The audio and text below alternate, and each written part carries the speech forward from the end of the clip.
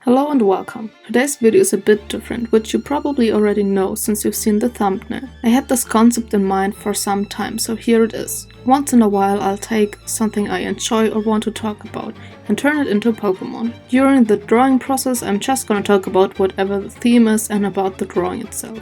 Can be everything, musicians and groups alike, TV shows and so on. So today I want to talk about Squid Game, which most of you probably at least heard of, since it is everywhere. But before I'm starting the drawing process I have to make a quick disclaimer. This series is not for people under 16, because it may be disturbing and because they probably don't understand what the creators try to express through the show. So please, if you're under 16, don't watch the show. You can still watch this video, I won't show anything inappropriate, I'm just gonna talk about the show, stuff surrounding it, and my theories. However, there will be mention of death, so if you're sensitive, please don't watch any further. Also, if you want to watch the show without any spoilers, you should wait with this video. Here is a series of lists you could watch instead that I personally actually enjoy even more than Squid Game, and I recommend them in general. But enough of the talking, let's start with the plot of the series. So, Squid Game is a South Korean Netflix series that within the first 4 weeks of its release became one of the most successful Netflix series of all time. The story follows Dong-Hyuk and 455 other people who are in massive debts. Quick note, they all have Korean names, which I don't want to butcher, so I won't use their names. But I'm not gonna talk about the members anyways, so that shouldn't be a problem. Note end. One day they meet someone who gives them the opportunity to play a little game to earn some money if they win or get slapped if they lose and can't pay. After that they get an invitation for an even bigger game, where they can win way more money. To win this money they have to compete in 6 children games. Those who lose get disqualified and money gets added to the final prize. In this context, disqualified means getting killed, which was pretty obvious, but the players didn't seem to realize that. I was really surprised that those people didn't instantly think of that possibility, because my paranoid brain instantly went there. Like, you got drugged and wake up in the middle of nowhere to compete for a lot of money. Of course it's a life and death game. Anyways, the rules state that if the majority of people want to end the games and go back, the game will stop and they will be released, which actually happened. But if the players want to come back to compete for the money again, the game will continue, which, surprise, also happened. There is also the side plot of a policeman who infiltrates the whole game because he thinks his brother also competed in those games. I was sure that the blonde guy who died first in Red Light Green Light was his brother, cause he was too visible to just be an unimportant NPC, but I was wrong. The games are being organized by the so-called frontman, who I will also turn into a Fakemon. He has his underlings, a bunch of masked people in pink jumpsuits, who are having different tasks and ranks. This whole 1 leader and 3 underlings reminded me of Regigigas, Regirock, Registeel and Regice, so I took them as inspiration for these Fakemon. For this video we were going to ignore Regieleki and Regidrago, okay? Thanks. The first 3 look pretty man-made and unnatural in my opinion, and this would be fitting lore for these Fakemon since, spoiler alert, the games are made for rich people, which kinda implies that they are made by those people. Because if they wouldn't watch the games wouldn't take place, therefore the rich guys kinda created those good game workers. I think I said this a bit confusing, but in my head it made sense, I hope it made sense for you too. So yeah, these Fakemon are man-made Fakemon. The first one is based on the Circle guys, which are the lowest ranking workers, and their task is to collect the dead bodies and bring them into the crematorium. At first I drew a coffin on its back, but that looked weird and unnatural in a way I didn't want it to look like, so after actually finished the rendering I went over it again and changed the design. Turned the coffin into an oven and gave it arms. Both arms are able to grab something, the right one is a flamethrower, so they can instantly cremate everything. I'm not too sure why I gave it a hook hand. I think I wanted to make a hand that could be able to carry or catch stuff, but it's unable to grab things. In the original design there were no hands, because in this series they are the lowest ranking workers who are not allowed to talk to anyone above them. Their only task was to walk and carry, so they didn't need arms in my opinion. I think I wanted it to kinda reference that, but it may turn out a little weird, but definitely better than the one before. Next up, the Triangle guys. Their task is to watch over the participants of the games and to disqualify them if they fail to succeed in the game. They're usually depicted with guns, so I turned one arm into a large one with some triangular imagery on it. This is actually the one I'm the most happy with. In this segment I want to talk about some theories who these workers could be.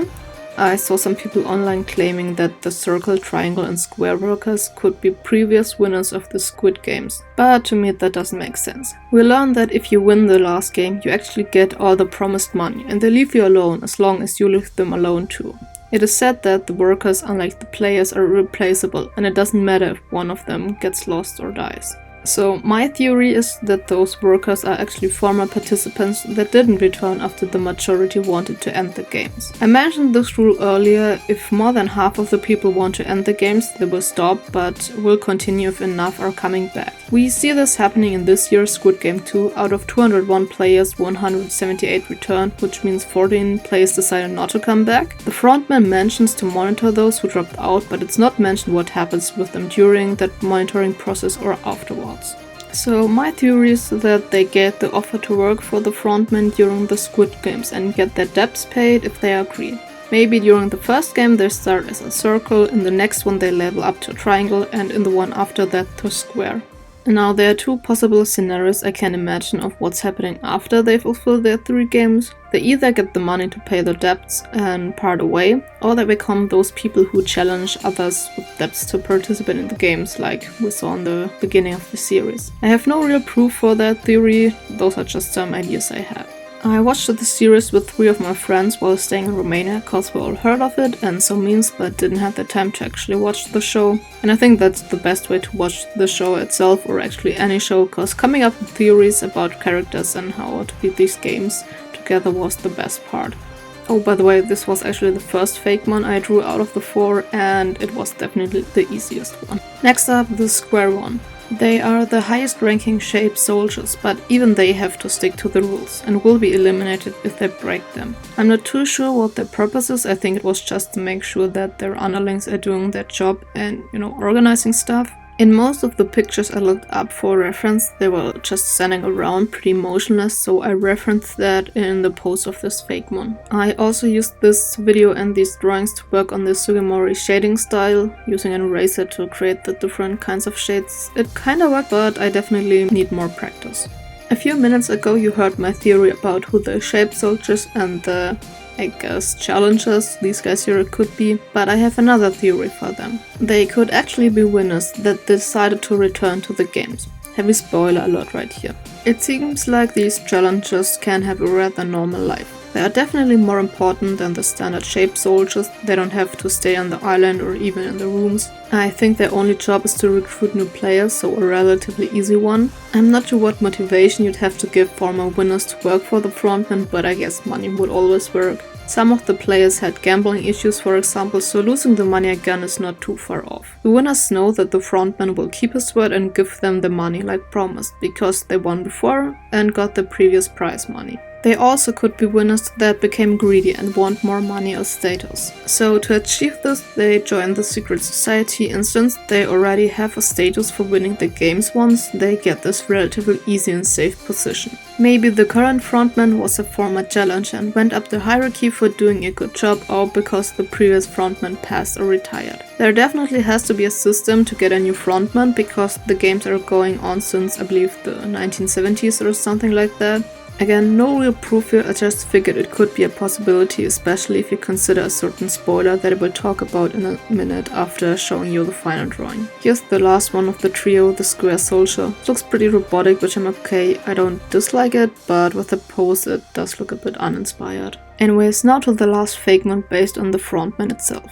Heavy spoiler alert, since I'm gonna talk about his identity and major spoilers of episode 8 and 9. So the Fakemon for frontman was super difficult to design. For a short amount of time I was also contemplating making it a trainer, but I was not in the mood to draw human cause proportions. During the whole show you are questioning who the frontman is and why exactly these games take place. While writing the script I'm not sure if the contestants ever see the frontman, but I don't think so. I want to make this Fakemon more like an otherworldly being rather than a man-made one, because he has power over their lives, which can be seen in episode 7 when he turns off the light to take away the ability of the glass maker to identify the safety glass.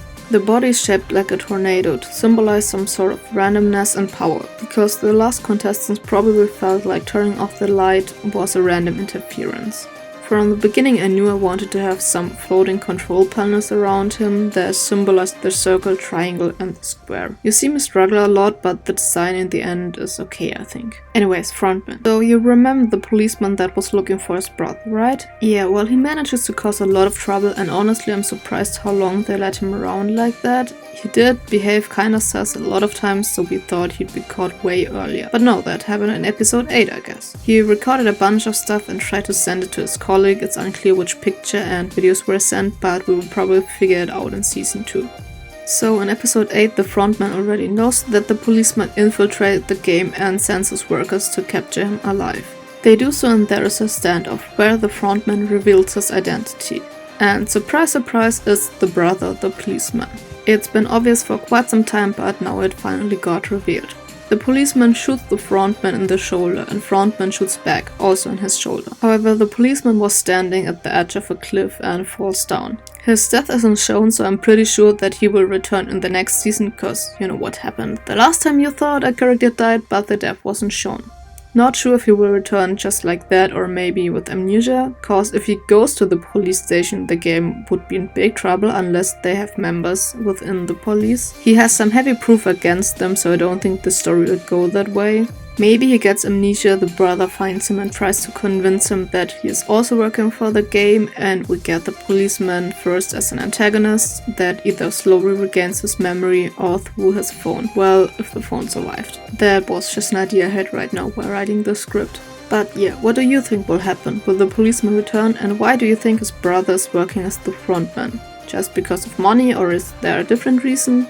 I don't have any theories for that right now, but I would like to know what others think about it. I also want to make a video about the 6 different games they had to participate in. I'll make 1 or more Fakemon for each game and talk about how I would have handled the games. I know it's easy to say that when you're not in a life and death situation, but I still want to talk about it. Also, second announcement, this channel grew to over 100 subscribers in roughly 4 months. I'm so thankful for every one of you. Thank you for being here. I want to make a 100 subscriber special where I'm designing some sort of channel mascot Fakemon that will also be part of the Germansburg region, my original region I created together with this community. If you have any questions about me, the channel or the Germansburg region, you can just write them down here and I will answer them in the special video. If there are no questions, I'm just gonna talk about the channel and the Germansburg region and give you some updates. Okay, I should be done by now. Here's the last Fakemon for today, the frontman Fakemon. If you have any name suggestions, you can also leave them in the comments. All in all, I would give Squid Game a rating of 7.5 or a 7. I definitely watched shows that I liked way more, but also less enjoyable ones. I'm curious what you think about the show. Did you watch it and did you like it? Any opinions on the theories I mentioned, and do you have any others or adjustments to them? If you want to see more Fakemon videos, please check my playlist about the Germansburg region. The first video is skippable, it was just some concept art. The newer videos are definitely better, so please give it a chance. If you haven't subscribed, don't forget that and check out my social medias down below. Hope you're having a nice day and see you in the comments.